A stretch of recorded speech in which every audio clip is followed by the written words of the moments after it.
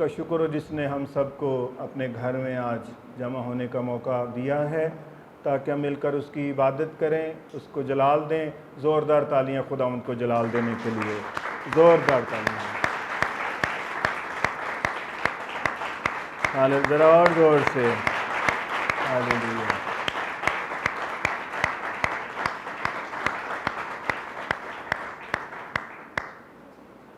Hallelujah. आइए मेरे साथ देखें नए अहदनामे में पौलुसियों के नाम पौलुस रसूल का ख़त, नए एडिशन में 235 सफ़े पर पौलुसियों के नाम पौलुस रसूल का ख़त 3 बाब 21 आयत।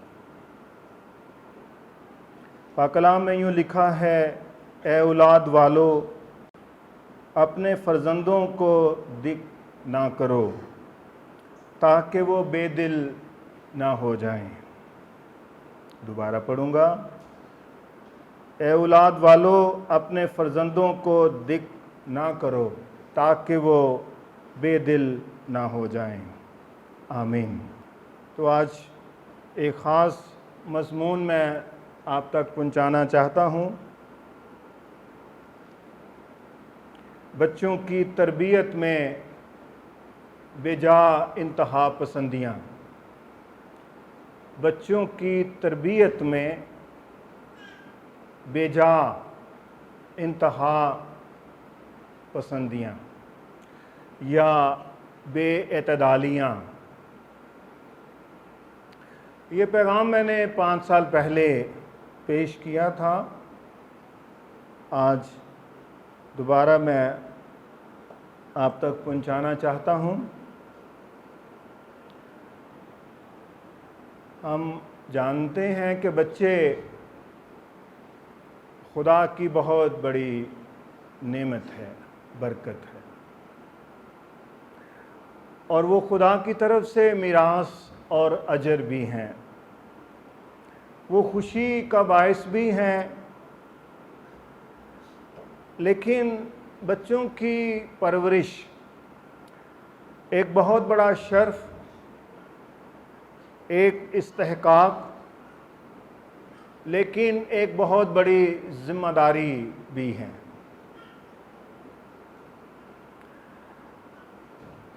ये ज़िम्मेदारी फिर जवाबदेही, अकाउंटेबिलिटी का भी बाइस है। तो बच्चों की परवरिश और तालीम व तरबियत में वालिदैन को बेहद मुहतात होने की ज़रूरत होती है। आज मैं कुछ ऐसे बेजा तरीक़ों का ख़याल आप तक पहुंचाना चाहता हूं जो वालिदैन जानते हुए या ना जानते हुए अपनाते हैं, और इससे बच्चों की परवरिश और तालीम व तरबियत में बेएतदालियाँ या बेजा रवैये जन्म पाते हैं। इससे वालिदैन को भी मुश्किलात दरपेश आती हैं और बच्चों को भी दरपेश होती हैं। पाकलाम बयान करता है, अमसाल 22:6 में, कि लड़के की उस राह पर तरबियत कर जिस पर उसे जाना है। बच्चों को उस राहों पर तरबियत देनी चाहिए जिन पर आप चाहते हैं कि वो जाएं। तो ये चुनाव दरअसल वालिदैन का है कि वो चुनाव करें कौन सी राहें उनके लिए वो चाहते हैं, उन्हीं राहों पर उनके लिए वो काम करें। तो पहली जो बेएतदाली या इंतहा पसंदी, वो है वाफर मोहब्बत देना। बच्चों को ज़रूरत से ज़्यादा प्यार किया जाता है। सुलेमान ने लिखा है अमसाल 4:3 में, क्योंकि मैं भी अपने बाप का बेटा था और अपनी माँ की निगाह में अकेला और लाडला।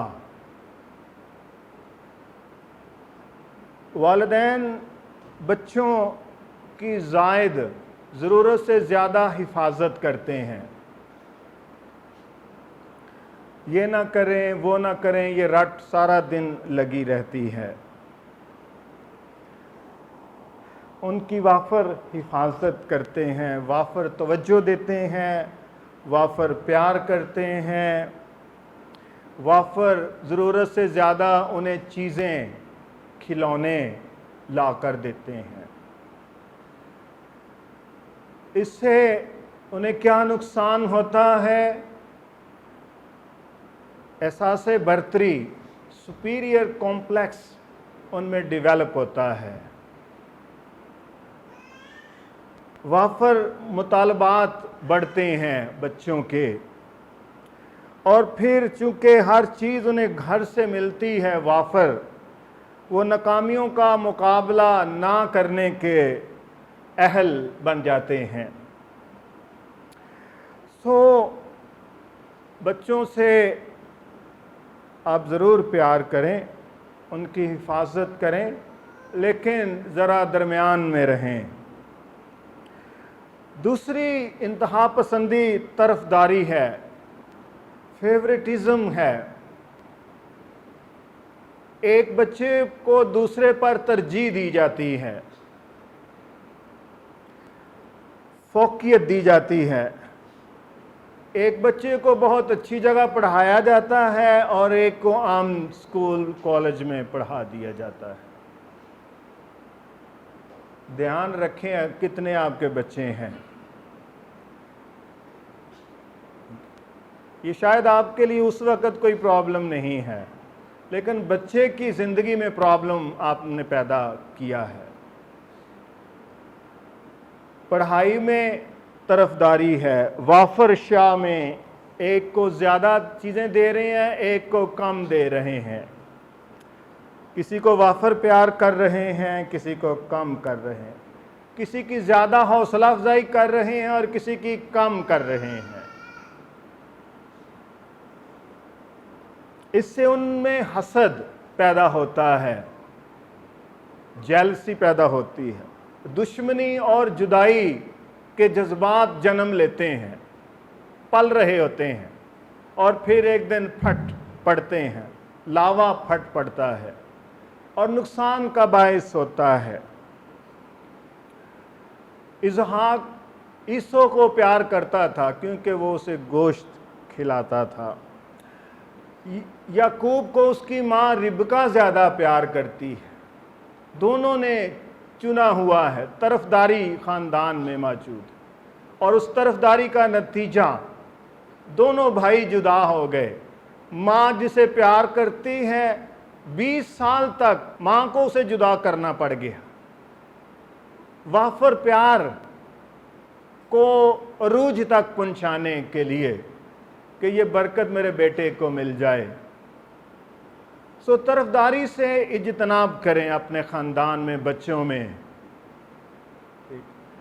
आपके बच्चे हैं, ये ना कहें ये मेरा बेटा है, दूसरा कहता है कि ये मेरी बेटी है। ये तेरी मेरी का सिलसिला ख़ानदान में ना करें। दोनों आप ही के हैं या सारे ही आप ही के हैं।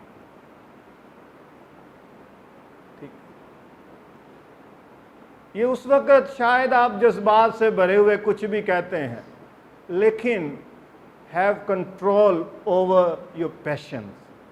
अपने जज्बात पर काबू रखें। आप सुन रहे हैं ना? नंबर 3, ज़ायद तरबियत, ओवर डिसिप्लिन।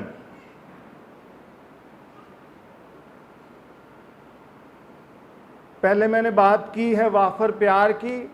एक पलड़ा इंतहा पसंदी यह है कि बहुत ज़्यादा प्यार। अब दूसरी एक और इंतहा पसंदी है कि बहुत ज़्यादा डिसिप्लिन। डिसिप्लिन ही डिसिप्लिन, ये बहुत ज़्यादा है। ये एतदाल से होना चाहिए। घर में डिसिप्लिन होना चाहिए। जिस घर में डिसिप्लिन नहीं है, माँ बाप डिसिप्लिन नहीं रखते हैं, डिसिप्लिन को लागू नहीं करते हैं, उनके बच्चे आहिस्ता आहिस्ता ठीक नहीं हो रहे हैं, खराब किए जा रहे हैं। सख्त किस्म के डिसिप्लिन ना घर में बनाएं, क्योंकि बच्चों को थोड़ी लचक चाहिए। या मोहब्बत में और डिसिप्लिन में तवाज़न होना चाहिए। कोई पलड़ा नीचे या ऊपर नहीं होना चाहिए कि एक जगह मोहब्बत का पलड़ा बहुत नीचे चला गया है, बहुत ओवर है, और डिसिप्लिन कम है, या घर में डिसिप्लिन बहुत ज़्यादा है और प्यार है ही नहीं है। हर वक्त डंडा परेड ज़्यादा होती रहती है, हर वक्त सख्त रवैया और अल्फाज की भरमार हो। शायद आपकी ये तबीयत और मिजाज है, आप ये कहें मेरी तबीयत ऐसी है। अगर आपकी तबीयत ऐसी है तो बच्चों का क्या कसूर है? आप अपनी तबीयत को कंट्रोल करना सीखें। पाकरू हमें तरबियत करना सिखाता है, पाकरू हमें डिसिप्लिन करता है, तरबियत देता है। ठीक है, पाकरू हर ईमानदार को मियाना रवी और एतदाल पसंदी की ज़िंदगी की तरफ लेकर जाएगा। जहां हम ओवर हैं उसे नीचे लाएगा, जहां हम कम हैं उसे ऊपर लेकर आएगा। अगर आपको प्रॉब्लम है, अगर हमें प्रॉब्लम है, लेट अस प्रे, दुआ करें, पाकरू मेरी मदद कर, मैं इसमें ओवर हूं, मैं इसमें कम हूं, and he will help us, वो हमारी मदद करेगा। जहां ओवर डिसिप्लिन है वहां बच्चों में तलखी, तुरशी, सरकशी, एहसास कमतरी, मनफी एहसासात और जज्बात डेवलप होते चले जाते हैं। सऊल बादशाह का रवैया अपने बेटे के लिए बहुत सख्त था, बहुत सख्त था। इन्हीं दिनों में मैंने पढ़ा है, क्योंकि मैं पहले समूएल में से गुजर रहा हूँ। So he was very hard on his son, अपने बेटे पर बहुत सख्त रवैया रखता था, जबकि खुद ही वो गलत था, खुद ही वो गलत था। तो भी बाप है ना, बाप गलत भी हो तब भी ठीक है। तो ठीक रवैये अपनाना वालिदैन के लिए बेहद ज़रूरी है। चौथी बात, चौथी इंतहा पसंदी,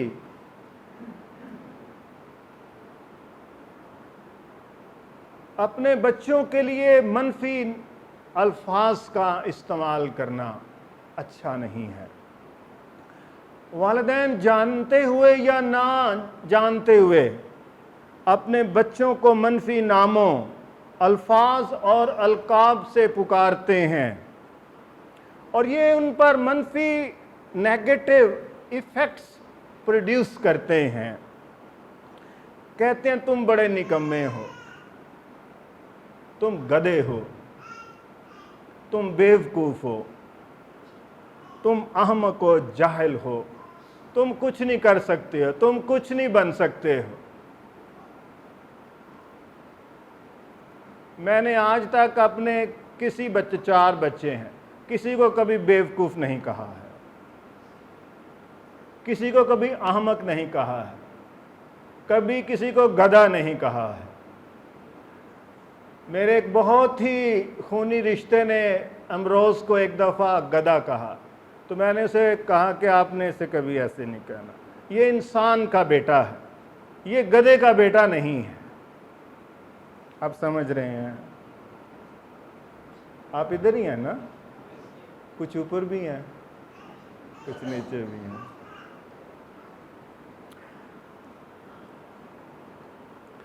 क्योंकि पाक कलाम बयान करता है कि ज़िंदगी और मौत ज़ुबान के काबू में है। अम्साल 18:21 में लिखा है, बी पॉजिटिव, स्पीक पॉजिटिवली। मुस्बत अंदाज से बात करें, मुस्बत सोचें, मुस्बत बोलें। आपके बच्चों पर मुस्बत असरात होंगे। किसी शख्स को उसके वालिदैन निकम्मा कहते थे। जब वो बड़ा हो गया, बालिग हो गया, जॉब करता, वो अपने आप को निकम्मा समझता। उसको ये आवाज़ें सुनाई देती रहती थी कि तुम निकम्मे हो, तुम कुछ नहीं कर सकते हो। आप समझ रहे हैं? सो हौसला शिकनी के अल्फाज इस्तेमाल ना करें, पॉजिटिव करें। और अगर आप ये बोलते रहे हैं तो तौबा करें, मुआफ़ी मांगें, खुदावंद से मुआफ़ी मांगें, चेंज अपने अंदर लेकर आए। ज़िंदगी के लिए अपनी ज़ुबान को यूज़ करें।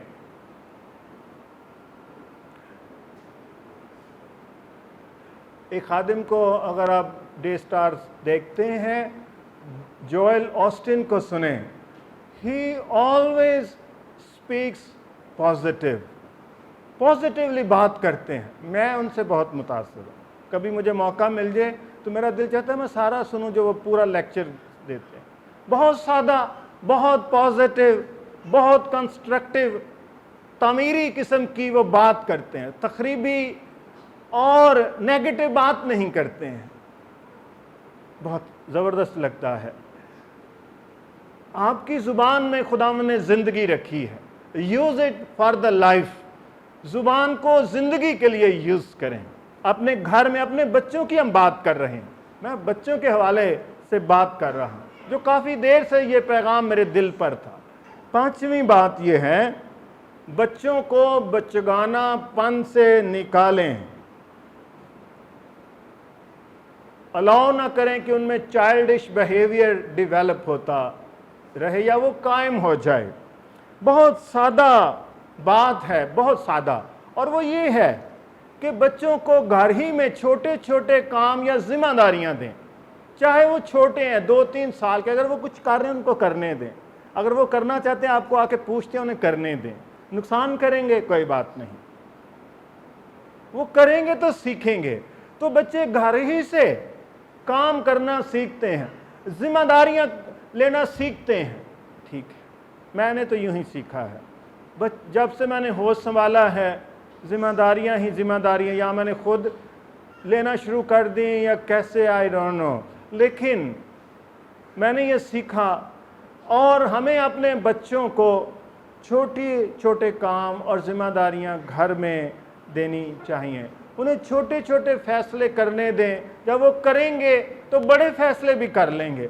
अगर वो छोटे में फेल होते हैं तो कोई बात नहीं, उनकी हौसला अफजाई करें, उनकी मशवरत करें और उनको इजाज़त दें, तो फिर वो बड़े और अच्छे फैसले भी अपनी ज़िंदगी में कर सकते हैं। वरना वो हर छोटी बड़ी बात के लिए आपके पास भागा करेंगे और कभी भी वो ज़हनी और जज्बाती तौर पर बालिग, एडल्ट नहीं बन पाएंगे।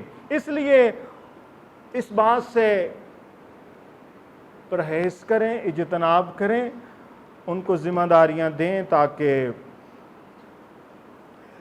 वो बालिग मसीही ईमानदार बन सके। छठी बात, बच्चों को नज़रअंदाज करना। क्या करना?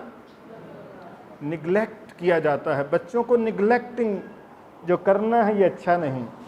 आपको पता है, घर में अगर आपके 2, 3, 4 बच्चे हैं, चारों के चारों यूजुअली मुख्तलिफ होते हैं, उनकी तबीयत मिजाज मुख्तलिफ होता है। ठीक है, आपको बहन भाई होते हुए पता होगा, आपको वालिदैन होते हुए भी अंदाज़ा हुआ होगा कि ये तीनों चारों मुख्तलिफ हैं। कुछ हुक्म मानते हैं, कुछ नहीं मानते। सही है या गलत है? अच्छा, और वालिदैन तंग भी आ जाते हैं। और बेदिल भी हो जाते हैं, और फिर उनको बेतरबियत भी छोड़ देते हैं। बहुत सख्त अल्फाज कहते हैं, दफ़ा परा नहीं समझाते ना सुने, आप ही मुस्तकबिल चौखा होएगा तो फिर इन्हें समझ आएगी। सही है ना?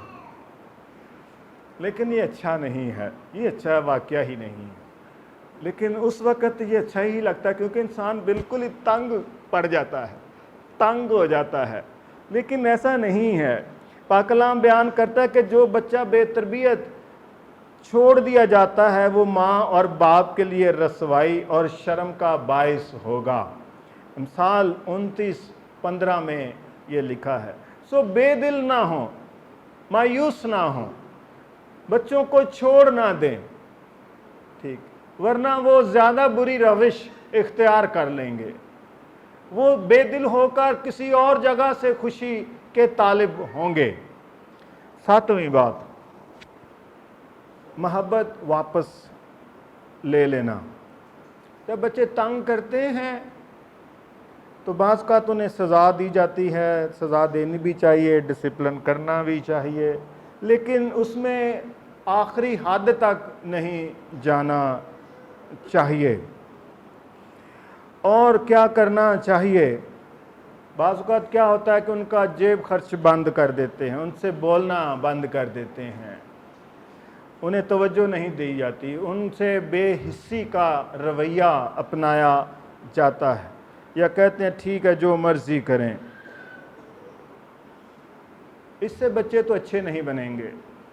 या अगर वो मुआफ़ी भी आकर मांगते हैं तो बहुत सख्त रवैये को फिर भी अपनाया जाता है कि मैं तुझे कभी मुआफ़ नहीं करूँगी, मैं तुझे नहीं मुआफ़ करूँगा। मुआफ़ करें, उन्हें मौका दें और मोहब्बत से उन्हें समझाएं, वो समझ जाएंगे। उन्हें प्यार से, अगर वो गुस्से से नहीं ना समझते तो प्यार से वो ज़रूर समझेंगे। अगर आपका गुस्सा नाकाम हो गया है तो फिर मोहब्बत को दोबारा आजमा कर दें। एक दिन ऐसा हुआ, मैं ड्यूटी पे था, साइकेट्रिक हॉस्पिटल में मैं काम करता था, दूसरे लफ्ज़ों में मेंटल हॉस्पिटल में काम करता था। वहाँ काम करना बहुत मज़ेदार भी होता है और बहुत दिलचस्प भी होता है और बहुत ख़तरनाक भी होता है। एक शामी मरीज़ था, मुल्क के शाम है ना, वहाँ से मरीज़। बाइबल में शाम के लिए वर्ड आराम है, आरामी, आराम अलफ से। तो बहुत ही ज़्यादा एग्रेसिव हो गया और अब उसको इंजेक्शन देना है। मैं भी ड्यूटी पे था और भी स्टाफ, अरबी स्टाफ भी ड्यूटी पे थे, बड़े बड़े स्ट्रॉन्ग, मुझसे भी ऊपर कद वाले। वो उसको इंजेक्शन देना चाह रहे हैं। वो कहता मैंने इंजेक्शन किसी से नहीं लेना, कोई मुझे इंजेक्शन नहीं लगा सकता। और इंजेक्शन ड्यूटी रूम में मौजूद है, ड्रॉर में पड़ा हुआ है। मैं उधर बैठा था, वो उधर आ गया, तो आके आ गया तो मैंने कहा भी आप अपनी दवाई ले लो। मैंने नहीं कहा कि इंजेक्शन ले लो। कहता मैंने इंजेक्शन नहीं लेना। मैंने कहा क्यों? कहता मैंने किसी तरह से भी नहीं इंजेक्शन लेना, चाहे जैसे मर्ज़ी आप कर लें, गुस्से से या मुझे मारें या कुछ भी करें, मैंने इंजेक्शन नहीं लेना। तो मैंने कहा अगर प्यार से दें तो कहता ठीक है लगा दूँ। तो मैंने फटाफट इंजेक्शन निकाला और उसे लगा दिया। वो इंजेक्शन लेके तो थोड़ी देर घुमा फिरा और जाके सो गया बेड पे, सोना ही था उसने। तो मुझे दूसरे पूछते कि आपने क्या किया, इसको कैसे इंजेक्शन दे दिया? तो मैंने उन्हें बताया कि वो कहता था कि आप मुझे किसी तरह का भी गुस्सा करें, मारें, पकड़ें, कुछ भी करें, मैंने इंजेक्शन नहीं लेना। तो मैंने उसे कहा भी मैं अगर प्यार से दूँ तो ले लोगे? तो कहता हाँ। तो मैंने उसे लगा दिया और लेके वो तो चला गया है। तो बच्चा आपके पास आता है, एक्सक्यूज़ करता है, सॉरी करता है, उसे गले लगाएं, उसे प्यार करें और उसे समझाने की कोशिश करें कि आपने ये क्यों किया था। ठीक है, समझाएं तो वो समझ जाएगा। आखिरी बात 8वीं बात जो मैंने पहले भी पिछले एक पैगाम में ज़िक्र किया था, कुर्बानी देने में नाकामी। वालिदैन अपने बच्चों के लिए कुर्बानी देने में नाकाम होते हैं और ख़ानदानी ज़िंदगी कुर्बानी से इबारत है। मियाँ बीवी एक दूसरे के लिए कुर्बानी देते हैं, वालिदैन बच्चों के लिए कुर्बानी देते हैं। यहाँ पर जो सिलसिला है बच्चों की तरबियत के हवाले से, ताकि वो दिक ना हो बल्कि उनकी सही परवरिश हो, तालीम व तरबियत हो, तो ख़ानदान में वालिदैन को अपने बच्चों के लिए इसारो कुर्बानी के जज्बे से सरशार रहना चाहिए। इसके बग़ैर आपके बच्चे तरक्की नहीं करेंगे। मिसाल के तौर पर आप पॉजिटिव बात करता हूँ कि आप अपने से ज़्यादा अपने बच्चों के आराम का ख्याल करें, अपने घर के माहौल को तालीमी बनाएं, अपने बच्चों और बच्चों की तालीम से ज़्यादा दूसरे मामलात को तरजीह ना दें, अपने बच्चों को मुनासिब वक्त दें, क्वालिटी टाइम दें। अगर आपको अपने बच्चों के लिए ओवर टाइम लगाना पड़ता है ताकि उनकी ज़रूरतें पूरी हों तो वो भी करें। कम सोएं, घर में आना जाना कम करें और ख़ुद भी इधर उधर आना जाना, ससुराल और मेके जाना कम करें और बच्चों को घर से ज़्यादा वक्त बाहर न रखें। ज़्यादा अच्छा है कि बच्चे अपने घर ही में रात गुजारें। जब वो बाहर रहना सीखते हैं, चाहे आपके साथ या आपके अलावा, तो उनकी आदत बनती जाती है और बच्चे तालीम में नाकाम होना शुरू हो जाते हैं आपकी वजह से। जब आप 2, 3, 4 दिन कहीं जाकर रहेंगे तो उससे पहले बच्चे पढ़ना बंद कर देंगे और वापस आके भी उन्हें पुरानी यादें वहाँ जहाँ आप गए हैं वो तंग करती हैं, उन्हें मसरूफ़ रखती हैं, मेंटली ऑक्यूपाई रखती हैं और बच्चे ध्यान से पढ़ते नहीं हैं। इसलिए आप बच्चों के लिए अपने जज्बात और एहसासात की कुर्बानी दें। वैसे भी कलाम में लिखा है, खामन के बारे में लिखा है कि वो अपने माँ बाप से जुदा होकर अपनी बीवी से मिला रहेगा। और बीवी के लिए लिखा है 45 ज़बूर में, जो हम निकाह के मौका पर गाते हैं। क्या गाते हैं भला? बाप के घर को भूल जा। तो जब तक उसके जज्बात अपने मेके के लिए वीक नहीं होते हैं, उस वक्त तक वो अपने ख़ानदान की सही तालीम व तरबियत पर ना वक्त निकाल कर तवज्जो दे सकती है, क्योंकि सारी चीज़ें इसी तरह से चलती रहती हैं। सो खुदावंद का हम शुक्र करते हैं, खुदावंद की तारीफ़ करते हैं कि खुदावंद ने हमें ख़ानदान बख्शे हैं। आइए हम उन बेअतदालियों से इज्तनाब करें, परहेज़ करें। मैं इसको रिपीट करने लगा हूँ, समराइज़ करने लगा हूँ। वाफर हिफाजत, तरफदारी, ज़ायद तरबियत, हौसला शिकनी, बचगानापन से ना निकालना, नज़रअंदाज करना, बच्चों से मोहब्बत वापस ले लेना, बच्चों की तालीम व तरबियत और परवरिश में कुर्बानी देने के जज्बे में नाकामी, ये बच्चों में कमियों का बायस बनता है। लेकिन अगर हम उनकी चाहते हैं कि मतवाज़न परवरिश करें तो हमें इन खामियों को अपनी ज़िंदगियों से दूर करके बच्चों की मतवाज़न तरबियत पर तवज्जो देनी चाहिए। खुदावंद अपने पाक कलाम के वसीले से हमें बरकत दे। आइए दुआ करें।